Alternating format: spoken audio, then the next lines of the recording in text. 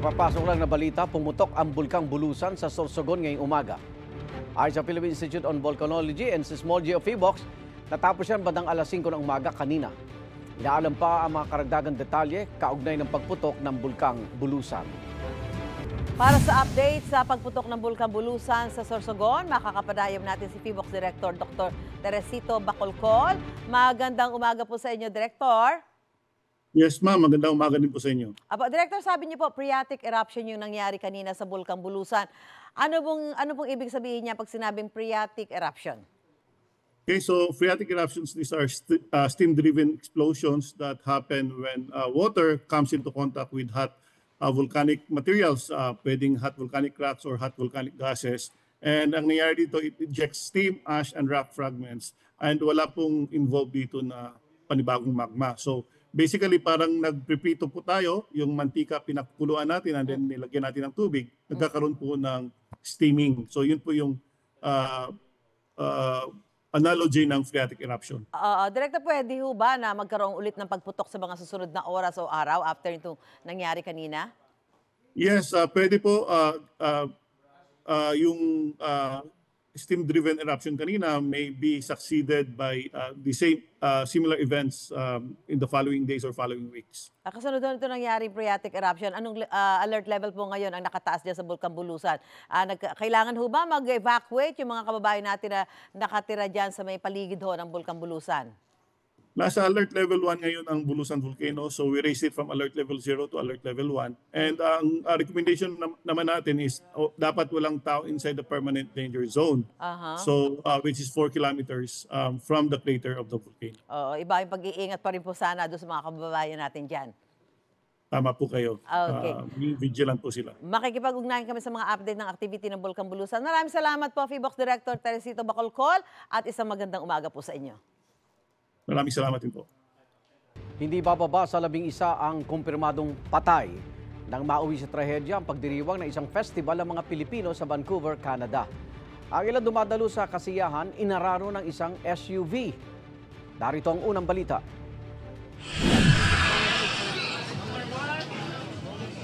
Puno ng mga food truck at tao ang kalsadang ito sa Vancouver, Canada para sa isang street festival ng Sunset and Fraser community bilang paggunita sa Lapu-Lapu Day ng mga Pilipino roon. Pero ang masaya sanang pagdiriwang, oh my God, there's a lot! Nauwi sa trahedya nang mang-araro ang isang SUV. Sir, can you hear me? Nagkalat sa kalsada ang mga katawan. Agad namang dumating ang mga emergency responder. Hindi bababa sa 11 nasawi ayon sa Vancouver Police. 12 na naman ang sugatan at kritikal ang ilan sa kanila. Ang SUV driver hinabol ng mga tao roon hanggang siya'y mahuli ng mga pulis. Ayon sa pulisya, 30 anyos ang lalaki na may problema umano sa kalusugan. Inaalam pa kung sinadya ito ng suspect o isang aksidente. Wala naman daw indikasyon na isa itong act of terrorism ayon sa mga otoridad. Nakiramay sa mga biktima si Canadian Prime Minister Mark Carney. Nakikiisa raw ang kanilang bansa sa mga naulilang pamilya. Si Pangulong Bongbong Marcos nakiisa rin sa pakikiramay sa mga pamilya ng mga nasawi.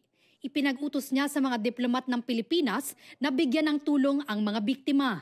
Ang Department of Foreign Affairs at Philippine Consulate General sa Vancouver makikipag-ugnayan daw sa mga otoridad sa Canada para matulungan ang mga Pilipinong apektado ng trahedya. Ito ang unang balita.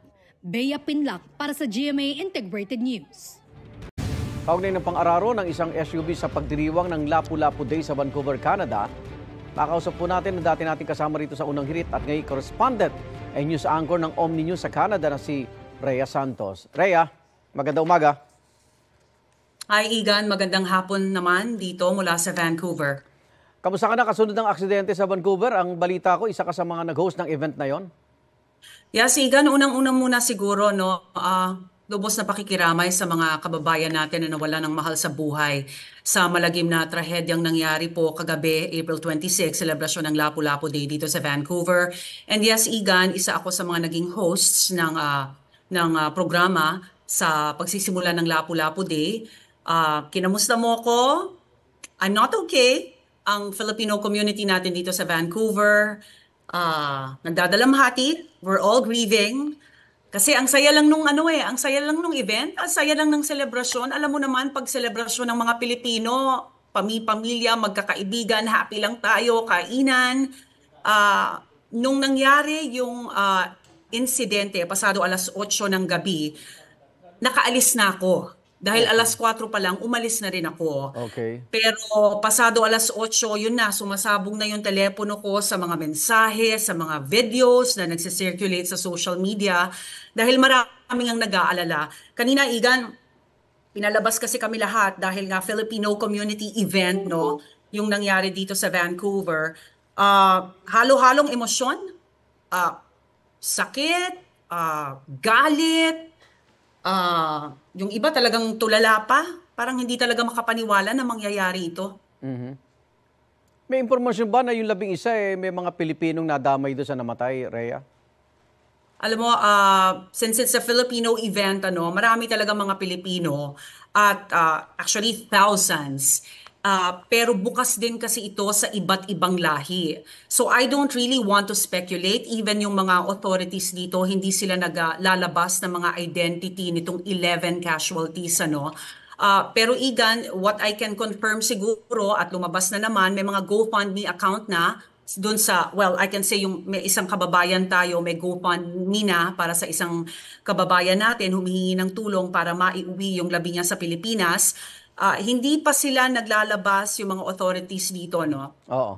Hindi pa sila naglalabas ng mga identity nitong mga casualties. But as of today, as of this time, 11 ang kumpirmadong patay, 12 ang sugatan at marami sa kanila nasa critical na kondisyon. So sinasabi nga ng Vancouver Police District, hindi rin sila magugulat kung madagdagan pa itong mga bilang na ito. Pero sana yung 11 ay wag nang madagdagan pa.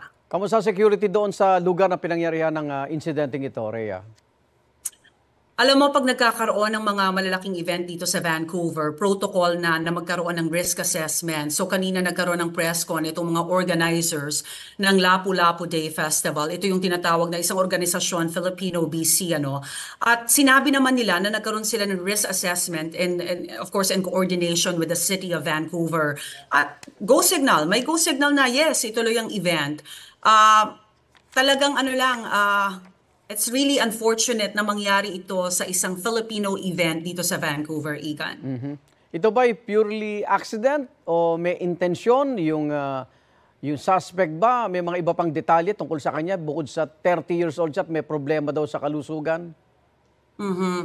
Again, yung mga authorities dito ayaw nilang magbigay ng impormasyon ukol sa pinagdadaanan ni yung identity ng suspect, Igan. What we know, tama, isang lalaki in his 30s, minamaneho itong black SUV at inararo nga itong kalsada sa Vancouver, no, kung saan nagaganap ang Lapu-Lapu Day celebration.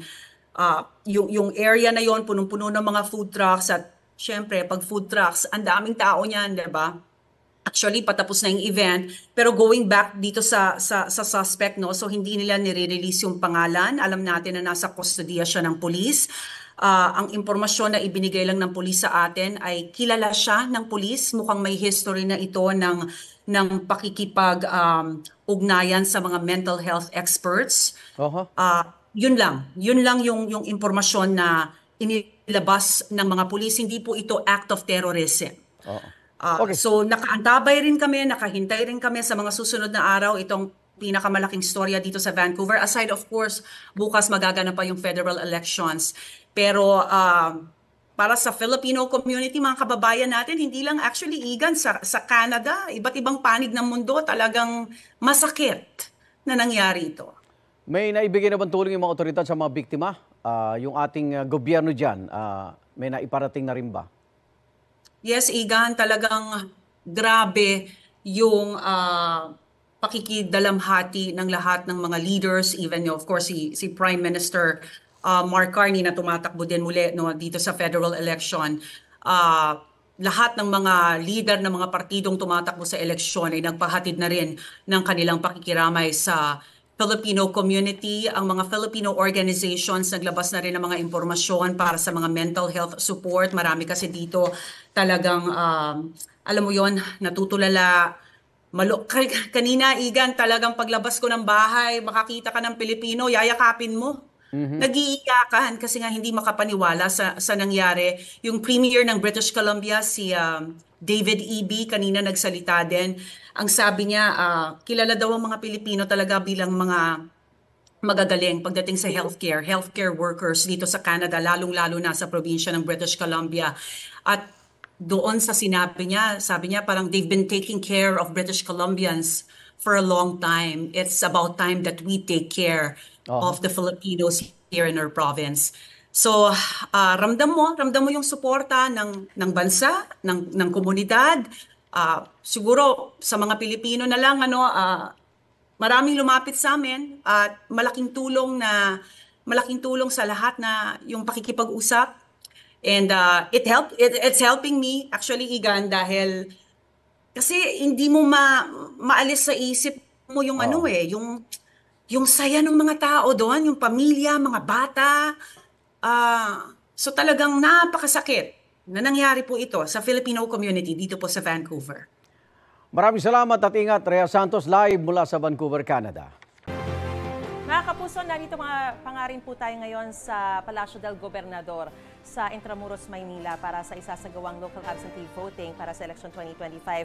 At handa na nga po ang COMELEC para sa pagsisimula ng local absentee voting ngayong araw. At ipapakita po natin ngayon yung setup dito po sa Palacio del Gobernador. Makikita po natin na meron ng ilang mga nakaupo rito. Pero mamaya pa pong alas 8 magsisimula. Papakita lamang po natin yung setup, paano po yung mangyayari sa mga magpa-participate po sa local absentee voting. At sama po natin ngayong umaga si COMELEC Chairman George Garcia para ipakita po sa atin yung proseso, paano po ang mangyayari. Magandang umaga po sa inyo, Chairman. Magandang umaga sa mga kababayan. Alright, so halimbawa may mga darating na po rito, pipila para dun sa local absentee voting. Paano po yung magiging proseso? Can you just walk us through? Saan sila pupunta? Ano po ang mangyayari? Dito kasi sa COMELEC 922 ang mga kababayan natin, mga kaopisina namin na nagpa-register, magpa-participate sa local absentee voting. And therefore, inaasahan natin na dadagsa sila ngayong araw. Mga taga-COMELEC lang po ang pwede rito. Yes po. At, yung ibang mga participants sa ibang sites yung po media, halimbawa dito sa NCR, nandiyan sila sa aming NCR COMELEC, dyan sa San Juan. Yung mga nasa AFP, PNP, sa bawat kampo nila, sa Camp Crame, Camp Aguinaldo, yung iba't ibang opisina ng pamahalaan, nandun din. So, meron kaming mga sariling pinadala ng mga electoral board members, mga gamit, mga ballot box, naandyan lahat. So, kung ako isang local absentee voter, pupunta muna ako dito sa electoral board members table at pagkatapos bibigyan nila ako ng balota, pero bago nila ibigay, isusulat muna yung serial number, yung pinaka precinct ID number dito sa talaan. Katapat ng pangalan ng voter. Katapat ng pangalan. So may saktong naka-assign na para sa'yo. Tama po yan. Hindi ka pwedeng kamali at kumuha ng iba. Ito po, incidentally, ay original na balota na i-accomplish ng ating mga botante na local absentee voter. At Chairman, napansin ko talagang na siya, yung actual na balota, hindi katulad ng mga nakaraan na pag local absentee voter ako, sinusulat ko isa-isa yung mga pangalan. Sapagkat first time tayo na mag-automate sa ating local absentee voting. So, magsha-shade na rin kami. Magsha-shade kayo at pagkatapos, dahil nga sa wala naman tayong makina na pinadala, ang mangyayari, ang ibibigay namin sa ating mga botante ay itong balota, tapos may kasama siyang envelope na ganito, na naglalaman ano ang ballot ID number, kasama rin yung paper seal na ito. Ito yung pangdikit. Ipapasok niya yan, 4 na beses niya itutupi, ipapasok niya dito sa envelope na to, lalagyan niya ito ng paper seal, para ibig sabihin siya mismo lahat ang nag-accomplish nito, at pagkatapos bibigyan siya ng envelope din na ito, ilalagay sa loob yung envelope na puti, at saka bibigyan muli siya ng tinatawag na paper seal. Okay. Yan. So, Chairman, ibig sabihin sa araw po na ito, halimbawa bumoto ka mula ngayong araw hanggang kailan po ito? Hanggang 30 po ng April, hanggang April 30. Hanggang 30 lang. Kahit na nag-register ka at hindi ka umabot dito sa panahong to, hindi ka na makakaboto. Hindi ka na makakaboto at hindi ka na makakaboto sa May 12 sapagkat nalipat na namin yung registration dahil nag-apply ka mismo para maging isang local absentee voter. At pagkatapos, Ma'am Maris, yung Ilalagay. envelope na naglalaman ng puting envelope pa rin at balota, ilalagay naman natin dito sa ballot box na ito. Oh, okay. So, dyan ihuhulog Ihuhulog yan. yan at pagkatapos yan ay may isisil para talagang hindi siya nabubuksan, namamanipula. At ito ay bubuksan na lamang sa mismong araw ng eleksyon sa Mayo 12 sapagkat sa gabi, eksaktong alas 7 ng gabi, ay sabay-sabay naman ito na ipapasok sa mga makina. So, bawat araw isisil ang ballot box? Yes po, kung napansin Ibig nyo, napakadami sabihin- naming plastic seals na to, Oo. Ma'am Maris. Ibig sabihin per day, yung ballot box na yun, kung ilan yung bumoto, isisil na kagad yun. Hindi Yes po. nahihintayin yung mga boboto pa sa 29 tsaka 30 Hindi na po, bago para lang isil lahat. protektado, para So, lang- 3 ballot box per site. Kaya naman po 3 seal ka agad na ganyan. Alright. Kaya pwede namin putulin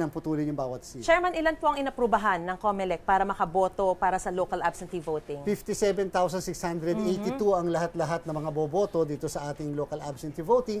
Di hamak na medyo mas mababa nung nakaraang eleksyon ng 2022 kasi 88,000 nung nakaraang 2022 elections. Subalit, Bakit mas mababa? ganun talaga kapag midterm elections kasi Okay. hindi ganun kadami ang bumoboto. Kaya nga kahit sa May 12, inaasahan natin na hindi ganun kataas dahil ang ating pagboto lagi pagka midterm elections, 63 to 65%. Pero pag naka 70% tayo sa darating na election, medyo masaya na ang komisyon. At ang mga kwalipikado lamang para yung inaprubahan ninyo? Sino-sino? Inaprubahan mga to? natin po yung mga members ng media, 1,005 po lahat yan.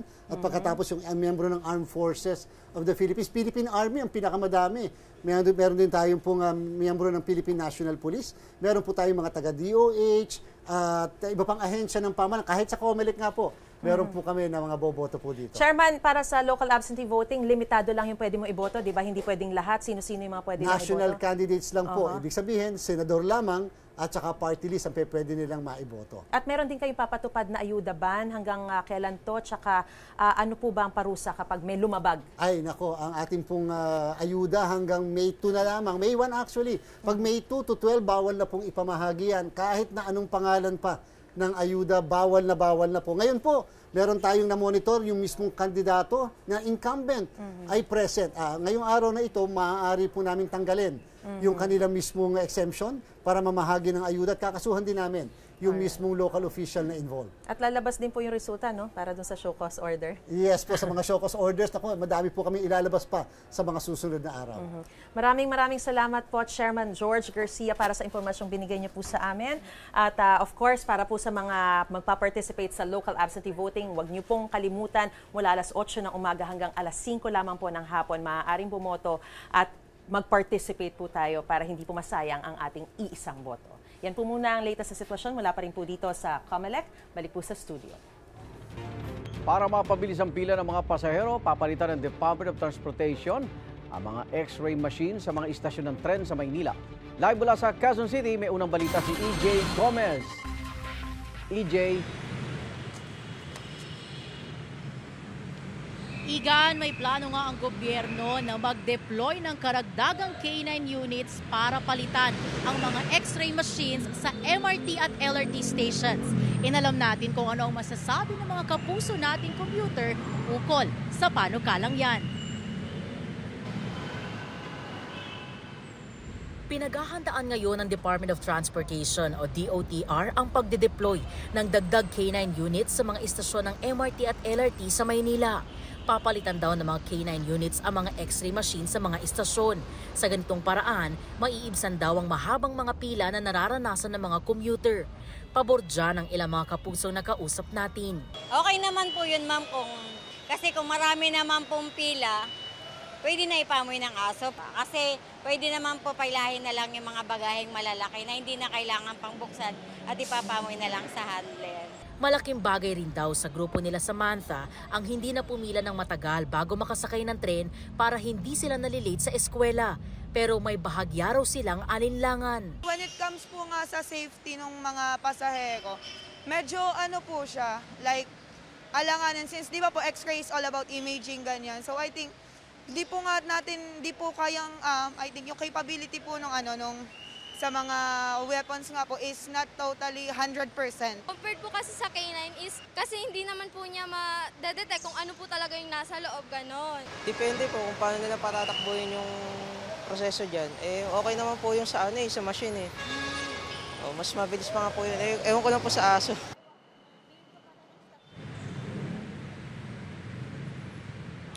Igan, ayon sa Transportation Department, kasama rin sa plano ang pagkakaroon ng Artificial Intelligence o AI-enabled CCTV camera para maibsan ang mga pila nang hindi nakokompromiso ang seguridad ng publiko. At yan, ang unang balita mula rito sa Cubao sa Quezon City. EJ Gomez para sa GMA Integrated News. Nag-alay ng dasal sa punto ni Pope Francis sa mga kardinal mula sa iba't ibang bansa. Inaasahan na rin ang pagbisita ng maraming turista sa puntod ng Santo Papa. May unang balita si Vicky Morales.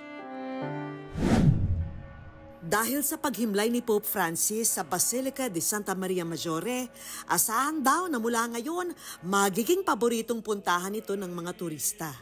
Ngayon pa lang, ang mga kainan at tindahan sa palibot nito dinudumog na at dahil paikot na sa buong basilika ang mga pila, with matching security check sa bawat bisita, umaabot daw sa higit 2 oras bago makapasok sa basilika.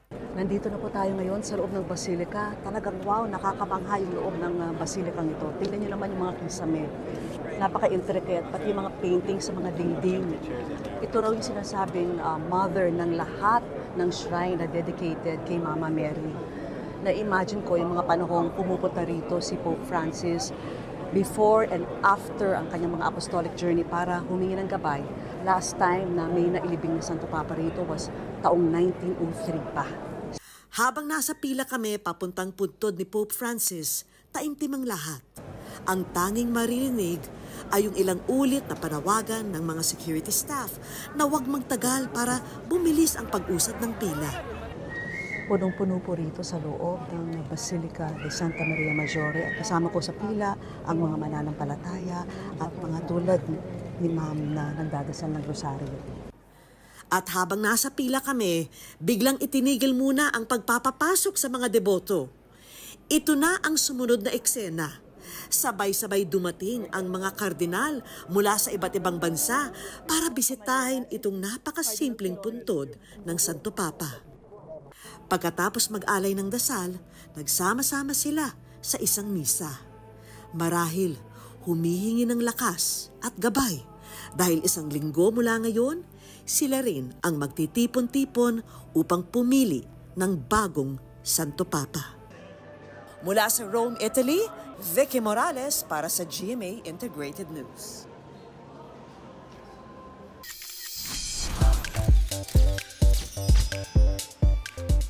Overwhelming support ang natanggap ni Michael Sager at Emilio Daez matapos ma-evict sa Pinoy Big Brother Celebrity Collab Edition.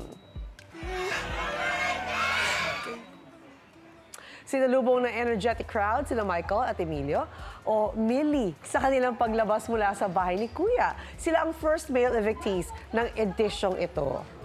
Mahigpit na yakap mula sa kanyang pamilya ang sumalubong kay Michael. Nag-post naman ng message of support and love ang mag-asawang sina Micael Daez at Megan Young para kay Emilio na younger brother ni Micael. Tutukan ng PBB Celebrity Collab Edition 10 p.m. on weeknights at 6:15 p.m. naman on weekends dito sa GMA. Kapuso, mauuna ka sa mga balita. Panoorin lamang ang unang balita sa unang hirit at iba pang award-winning newscast sa youtube.com/GMA News. I-click lamang ang subscribe button. Sa mga kapuso abroad, maaari kaming masubaybayan sa GMA Pinoy TV at www.gmanews.tv.